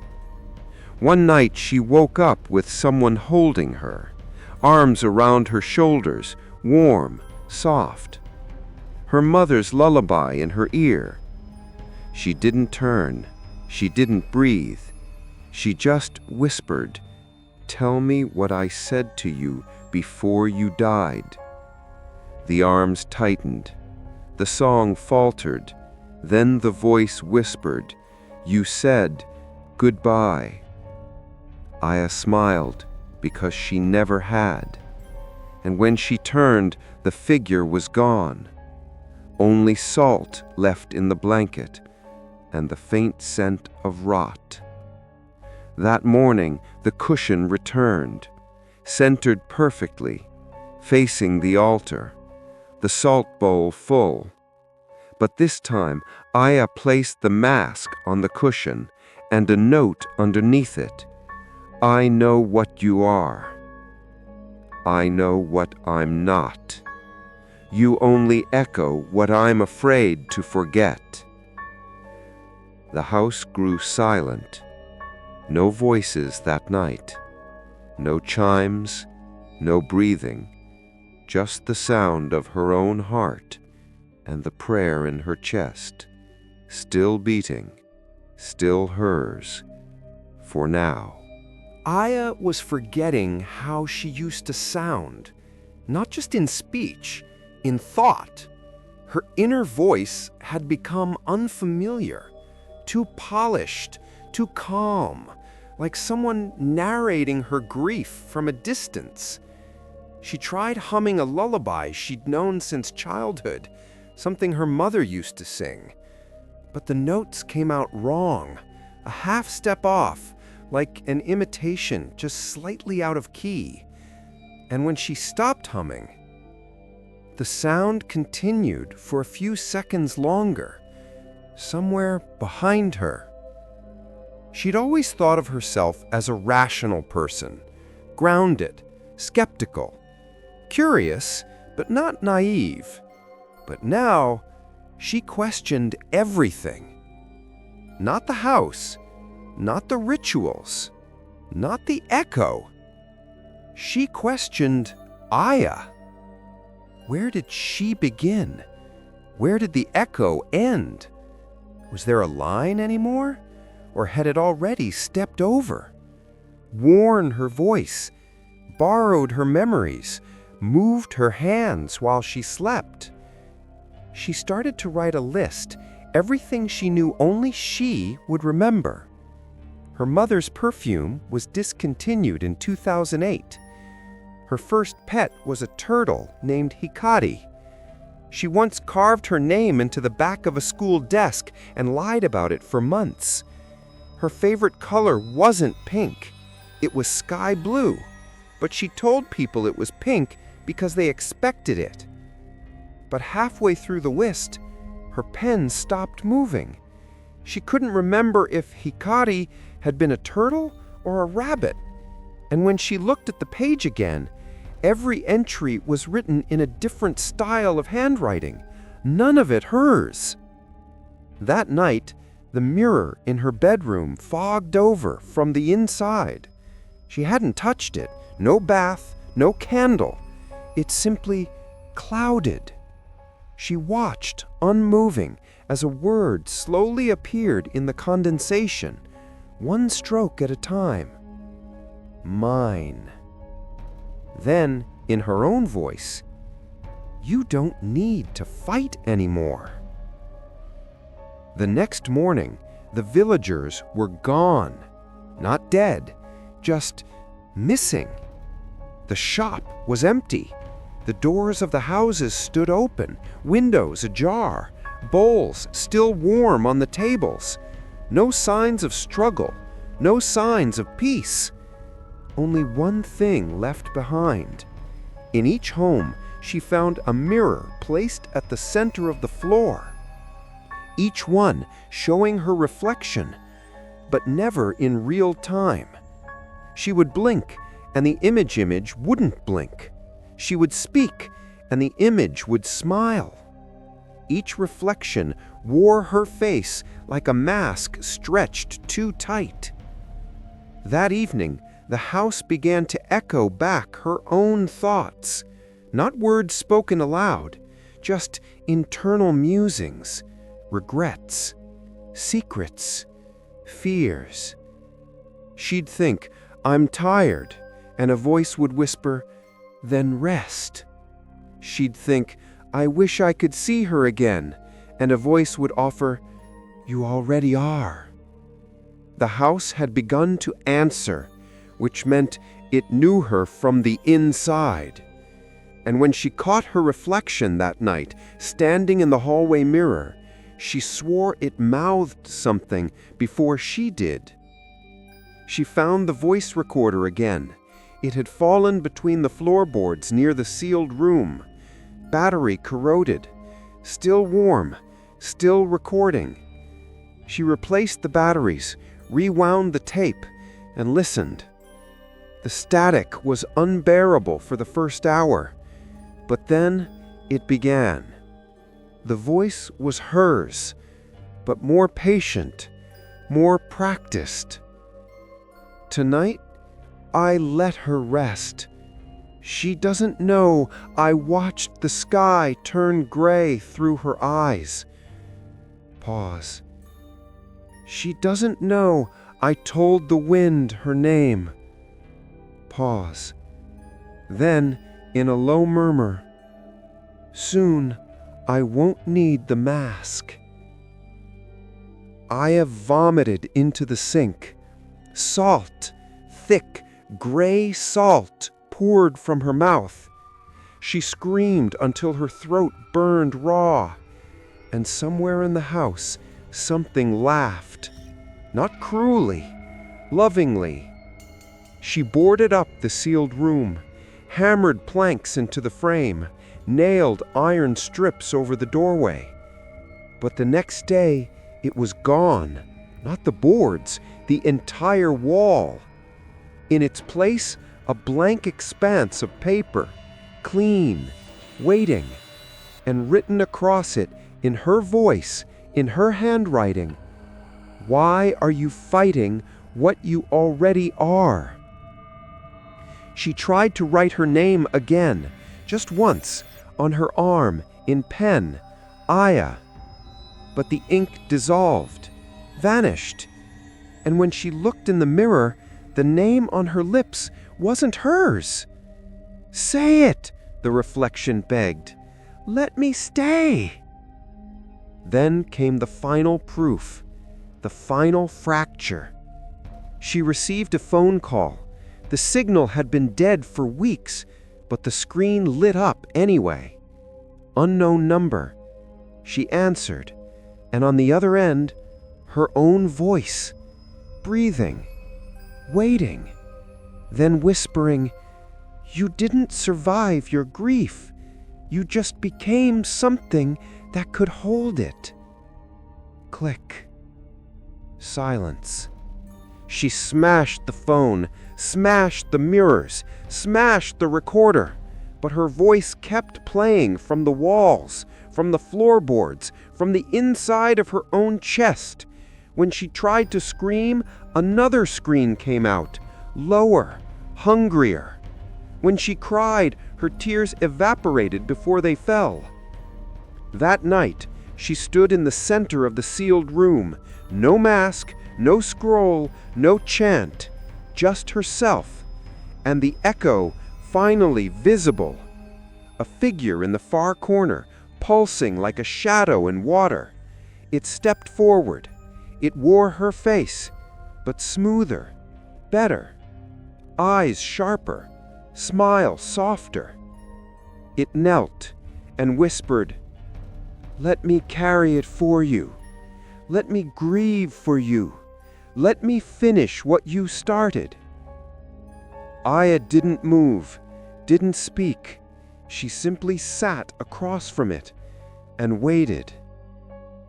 Minutes passed. Hours. The candles burned down, and in the silence, she finally understood. This wasn't a battle. It was a ritual. It didn't want to kill her. It wanted to be her. It wanted her to choose it, to hand over her sorrow, her voice, her shape. And all she had to do was stop fighting. But she didn't. Not yet. She lit one final candle, carved a word into the floor. Refuse. Then, in a voice that shook the room, she whispered her name. Not loud, not strong, but real. Aya. and the echo flinched. For the first time, it looked uncertain. She smiled, because now it knew she remembered. Aya lit a candle. Just one. She didn't know what day it was. She no longer tracked time by the calendar or by the clock, but by how long the candle took to burn down to wax-soaked ash. This one lasted 3 hours. She sat in silence the entire time, not speaking, not thinking, just watching the flame waver and try its best to hold form. When it finally extinguished itself in a quiet hiss, Aya stood and went to the altar. She took the journal, her grandmother's journal, and opened it for the final time. The last page had changed. New ink, new handwriting, but unmistakably her own. I see it now. I am not the first. I was just the one who was left. Beneath those lines, folded into the page like a dried flower, was a key. Old, iron, wrapped in red thread. She had never seen it before, but her fingers closed around it instinctively, as if her blood remembered it. There was only one place left she hadn't searched, the crawl space beneath the altar, sealed with rusted hinges and lined with blackened wood. She pried it open. Inside, the air was cold, bitter, heavy with mildew and something older, something that hadn't been disturbed in decades. She crawled. The tunnel was narrow. Dust clung to her lashes. Her breath echoed too loudly in her ears. At the end of the passage, a small trap door. She used the key. It turned without resistance. The lock had been waiting. The chamber beneath the house wasn't large, but it was alive. Candles had long burned down to bone-white wicks. Rope charms dangled from the ceiling like forgotten prayers. The air shimmered, not from heat, but from presence. And in the center of the room sat a wooden box, carved with symbols she now recognized. Shugendō seals, mountain sigils, echo cage glyphs. She opened the box with trembling hands. Inside, a letter, wrapped in silk, and underneath that, a photograph. Her grandmother, kneeling in front of the sealed room, eyes closed, face bruised, salt pouring from her mouth. She unfolded the letter. The handwriting was jagged, tired, every word a struggle. Aya, if you are reading this, it means the seal has broken. I prayed it wouldn't be you, but it always chooses the one who carries the sorrow and refuses to put it down, like me. She paused. Her heart tightened. You were only a child when it first found me. I thought I could contain it, thought I could barter. I offered it my grief instead of yours. But grief doesn't end. It only changes faces. I couldn't hold it forever. I watched your mother fall under its voice. She believed it was her father calling, and when she opened the door, she never came back. Her body remained, but she wasn't inside anymore. Aya's hands shook. Tears blurred the ink. I sealed her. I buried what was left, but the voice learned her shape, and now it wears her for you. A sob tore from Aya's throat. Her mother, that voice, that face. None of it had ever come back. It was just the echo, dressed in guilt and wrapped in longing. She turned the letter over. there was more. You can't kill it, but you can starve it. It needs to be heard. It needs grief spoken aloud. Do not speak. Do not pray. Do not wish. Only carry the silence. If you can do that long enough, it sleeps. Not forever, but long enough for you to live. The bottom of the box held one last item. A talisman, black ink on aged cloth, wrapped around a tooth, human by the size of it, a child's molar polished smooth from handling. Tied to it was another note, my last offering, the only piece of her that didn't speak. Aya clutched it to her chest and wept. She left the chamber without a sound, crawled back through the tunnel, her body trembling with cold and revelation. When she emerged, the house had changed again. The mirrors were gone. The air was still. The sealed room was quiet. Not inviting, not threatening, just waiting. She entered without ceremony. The cushion had been replaced, the bowl filled. The plaque had a new word, return. And from behind her, her mother's voice, so soft, so perfect. I missed you, Aya. Aya didn't turn. She closed her eyes and said nothing. The silence stretched. Minutes passed. Then a hand brushed her shoulder. Gentle, warm. I forgive you, the voice said. You don't have to carry it anymore. But Aya knew better now. This was not forgiveness. It was temptation, a trick of memory and emotion, a parasite trying to anchor itself with love. She opened her eyes and whispered, not out loud, but inside herself, you are not her. The room exhaled. Wind whipped through the house. Candles extinguished. The air bent, and the voice screamed, not in anger, but in hunger, starving, cracking, folding in on itself.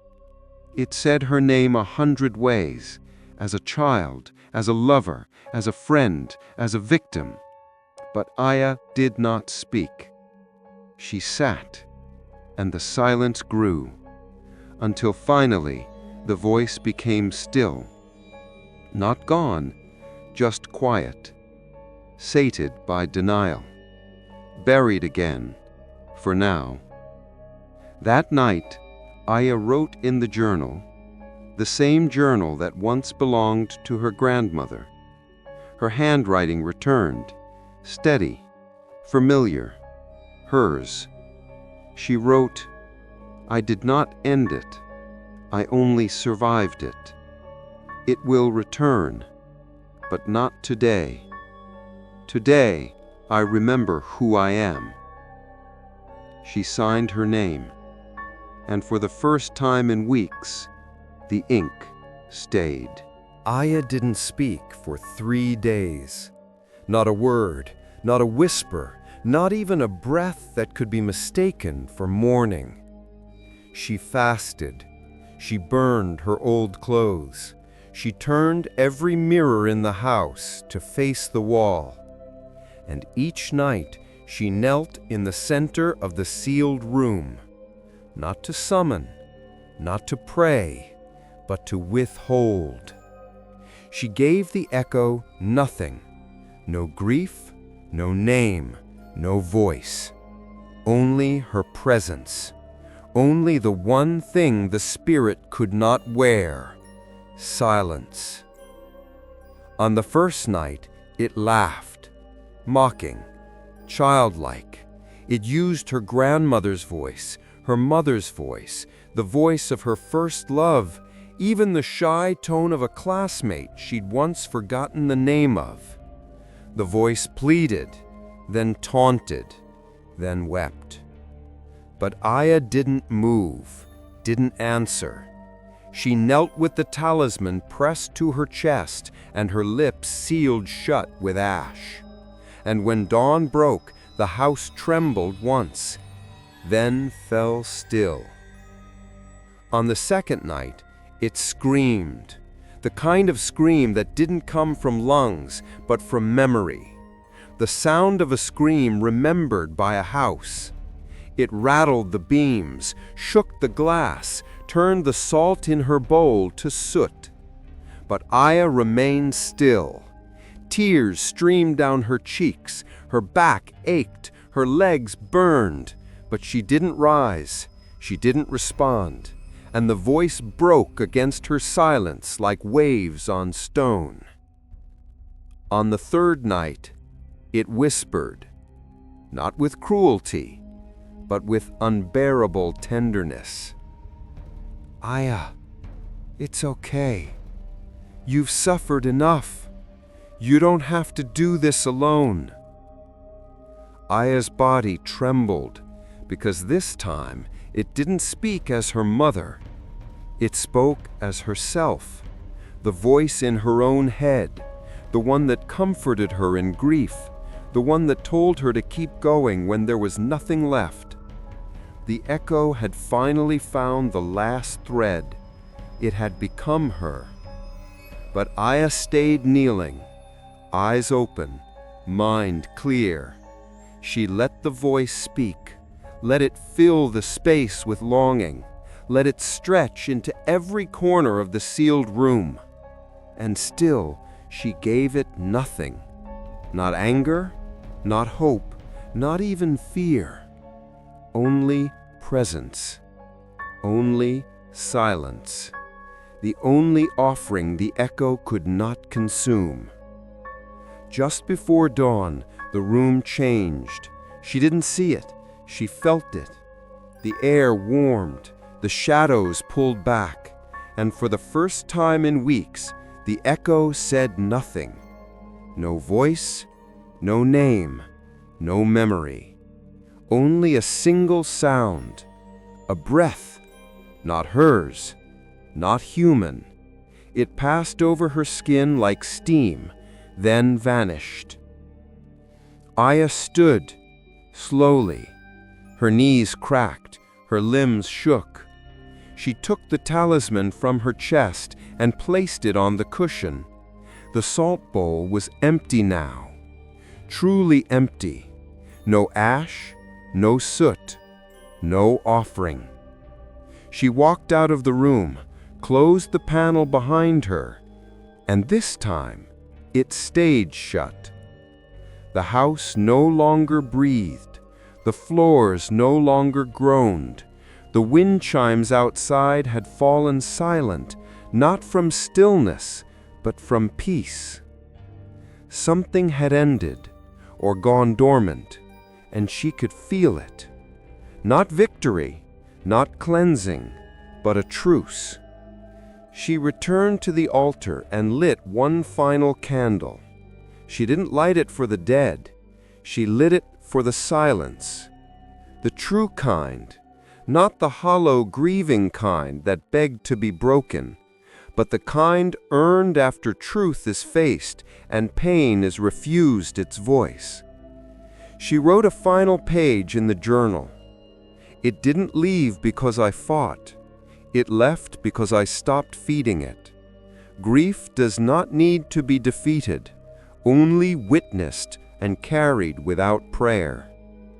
She closed the book, set it on the shelf beside the others, and for the first time, she allowed herself a small smile. That evening, she stepped outside. The sky was gray, but not heavy. The rain had paused. A single bird sang in the distance, a sound she had forgotten could exist. The path through the forest had returned, visible, dry, walkable. She didn't follow it, not yet, but it was there, and that was enough. Back inside, she cleaned the sealed room, swept the floor, wiped the walls, placed the cushion back in the center, but this time, no salt, no bowl, no plaque, only a folded note left on the floor, not in her handwriting, but familiar. It read, "You carried the silence well. We remember." Aya folded it once, then placed it in the drawer beside the mask and shut it tight. That night she slept, truly slept. No dreams, no voices, no waking to someone else's breath. Just quiet and the soft warmth of being alone, completely and wonderfully alone. Aya believed it was over. She had honored the silence, closed the door, carried her grief without letting it speak. And for a time, it worked. The house stayed quiet. The mirrors reflected what they should. No voices, no echo, no pull. For the first time in weeks, she read a book without hearing it whisper back. She boiled tea without watching the steam curl into words. She sat outside and let the wind pass through her hair without bracing for a voice in the breeze. It felt like healing. It felt like freedom. But that's the thing about echoes. They return when you call them without meaning to. It started with the dream, soft at first. Aya sitting on the porch of the old house, sunlight warming her skin. A child curled up beside her, small, fragile, familiar. A girl with her eyes, her mother's mouth. They sat in silence, watching clouds drift over the distant mountains. The child turned and spoke, not with words, but with longing. "Why didn't you open the door?" I awoke in tears. The next day, the panel to the sealed room was ajar, just slightly, barely a breath's width. She didn't touch it, didn't even look directly. But that night, the dream returned. The child again, this time closer, her hand on Aya's, salt on her cheeks. "You said you would always come back for me." Aya whispered, "I don't know who you are." But the child only smiled. "Yes, you do." The third night, the dream changed. She was no longer on the porch. She was in the sealed room, kneeling. The child sat across from her, this time not smiling, this time weeping. And in her voice, "I'm still inside, Aya. You buried me. Let me out." Aya woke with her hands covered in soot, and the cushion from the sealed room had been placed at the foot of her bed, still warm. She stayed awake the entire next night, just in case. No candles, no incense, no prayer, only silence, only the mask in her hands, the same one worn by the Yamabushi before her. She placed it beside her and waited. Just before dawn, a whisper. Not from the walls, not from the wind, from inside her own voice. "If you open the door, you can forget." She held her breath. Forget the grief, forget the ritual, forget that you ever needed silence to survive. She stood, walked to the sealed room. The panel was gone now, again. Only a black void beyond the frame. Not violent, not hungry, just inviting. Inside, the air pulsed with warmth, not decay, not terror, comfort. The kind that came from a dream you didn't want to wake from. The kind that sounded like, "We forgive you. You've done enough. Come home." In the center of the room sat the child, no longer crying. she held something in her lap. A box. Old. Wooden. Aya stepped forward. One step, then another. She could feel her heartbeat in her ears. The child opened the box. Inside, a mirror. But this one was different. This one reflected not her face, but all her memories. She saw her mother holding her on New Year's Eve, her grandmother lighting incense after her father's funeral, Kenta's hand in hers the night she almost disappeared from the world completely. The love, the pain, the need. The child reached forward, offered her the mirror. She whispered, "Say the chant, just once, and you won't have to carry it anymore." Aya's hand moved on its own, fingers brushing the edge of the mirror. It was warm, soft. It smelled like home, like childhood, like forgiveness. But then she saw the reflection shift, not in her hands, in the mirror. The memories faded, and her reflection returned. Only now it smiled before she did, and whispered, "You're not here to remember. You're here to be replaced." Aya recoiled. The mask in her other hand trembled. She raised it to her face, slowly, and the moment it touched her skin, the illusion shattered. The child vanished. The mirror cracked. The walls of the sealed room sighed, not from collapse, but from disappointment. And the voice returned one last time. "You will come back. They always do. All it takes is one moment of weakness."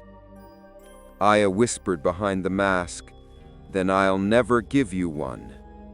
She resealed the panel, not with thread, not with salt, but with her will, with the silence that could no longer be broken.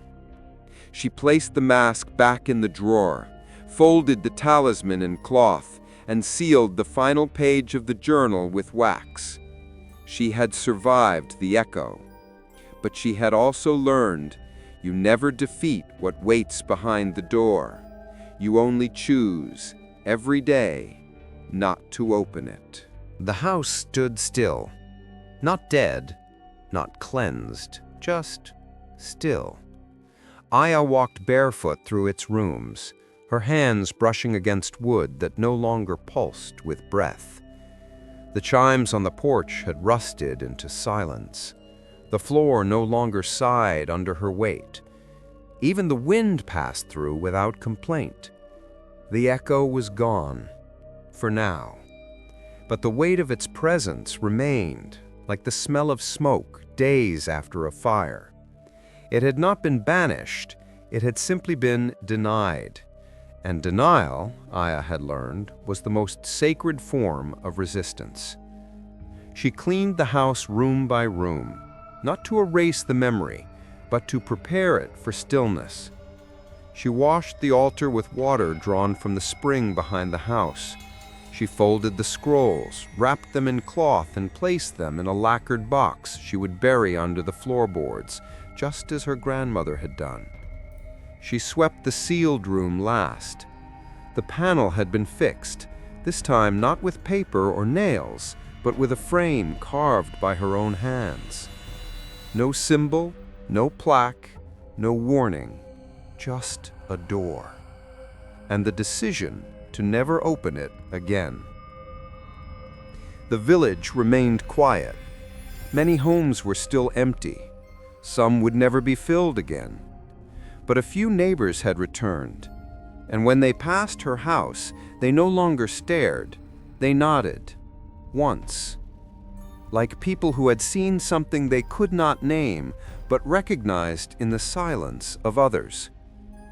Aya never asked where they had gone, and they never asked what she had endured. Some things were best left to stillness. She wrote again, but not in the journal. Not in ink. She wrote in the dirt behind the house, tracing symbols only she could read. And when the wind carried them away, she let it. because not every word needs to remain. Sometimes letting go is the ritual. One morning, as the mist lifted and the trees swayed with something like forgiveness, a car stopped at the gate. A young couple stepped out.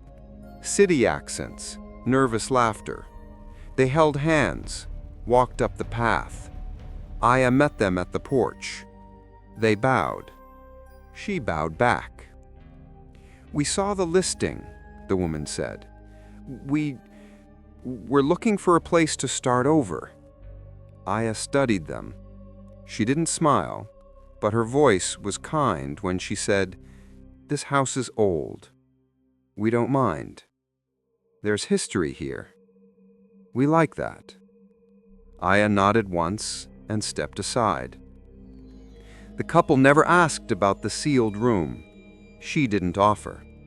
But before she left, she placed 3 things in a small wooden box and slid it beneath the floorboards behind the altar: the mask, the talisman, and a single note: "If the silence breaks, do not kneel."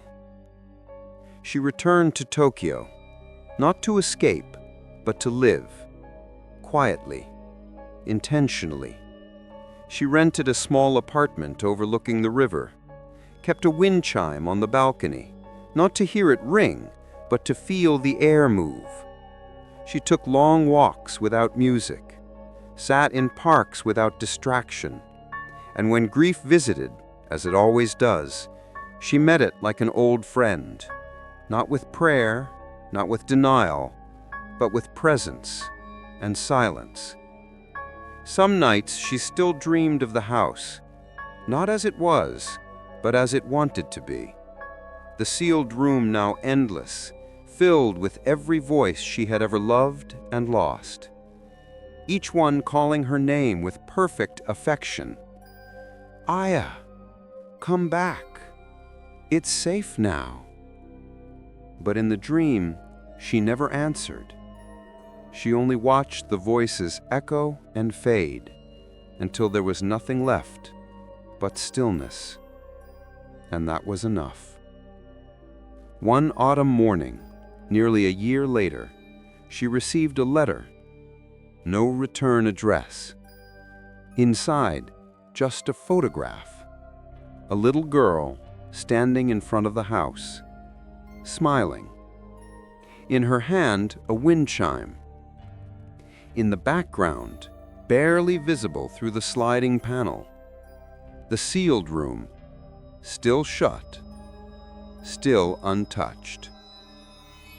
Aya placed the photograph in a drawer, lit a single candle, and whispered, "May it never open." But deep in the forest, where the shrine once stood, where salt turned to ash and stone bled with memory, a breeze stirred, and beneath the moss, a mirror cracked, just slightly, like something shifting in its sleep, waiting, remembering, listening for the sound it loves most.